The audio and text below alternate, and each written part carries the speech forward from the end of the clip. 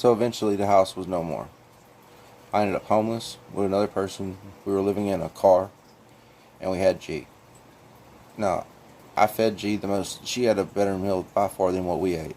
I mean, G ate fish, shrimp, all kinds of fish, shrimp, so many things I can't name.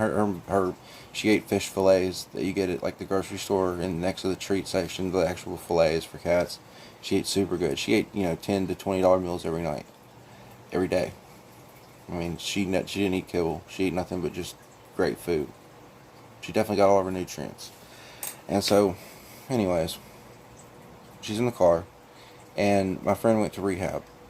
And so I got G in the car, and I'm taking her out of the kennel because I don't want her in there. We're driving around letting out this person. And so she goes into the rehab, and I'm dropping her off and everything. And during that time, no, I'm sorry, hold up, scratch all that. I'm picking her up as she's leaving. I come to pick her up with G. G's outside of the kennel. I come to pick her up, and for some reason I get out of the vehicle. The window is cracked like this much. G was on a harness around her with a leash. So this is all for cats, tied to something where she couldn't leave. All of a sudden, that window was down a little bit. I didn't think nothing of it. She had gotten out of the harness, jumped out of the window, and was gone not far, I'm sure, from the car sniffing around.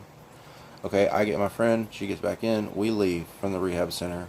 We go to a Walmart in Bartlett, and we go to a gas station over at off of anyways in Raleigh, and then we go to somewhere else that I go. And so we're sitting there at the last stop. I said, this one place that I go that's all mysterious that I won't tell you about. And we're sitting there, and all of a sudden I kind of look back, where's G or whatever, pull the harness up, and she's gone. So at that moment, I would have moved everything to do anything to find her, and I knew that. And I just knew that I was up against something real bad, and I knew like it's hard for me to talk about, but I knew like everything that she had given me, I was going to get her back. And so I'm dedicated to this, and I know that one way or another I'll find her body or I'll find her. I know this. So I start praying, and I'm just like, God, I know that you worked in my life with this cat. I know that for a fact, and so do a lot of other people. Just please, God, let me get this cat back. I love her, and I want to show her a better life. Or just please, just let me make it right. I need to get her back. And so I'm praying constantly about that, and I'm doing everything in my power to go back to these specific places and look everywhere for her. And it's not looking good, It's painful to talk about. I'm out there yelling for her and yelling her name and everything, and she was just gone. And so my friend goes back, right, into rehab. She needed time to get her stuff together and everything, and to be, everything adequate to be able to go there for a week or whatnot. And so she goes back, and she's there for like 2 days, and I'm still looking and looking. We're talking about over a week, bro. And so, in my mind, I don't accept that she's dead because I don't feel it. I feel like I said, developing this bond, I can feel this life. I feel like assured that this life is still here on this planet.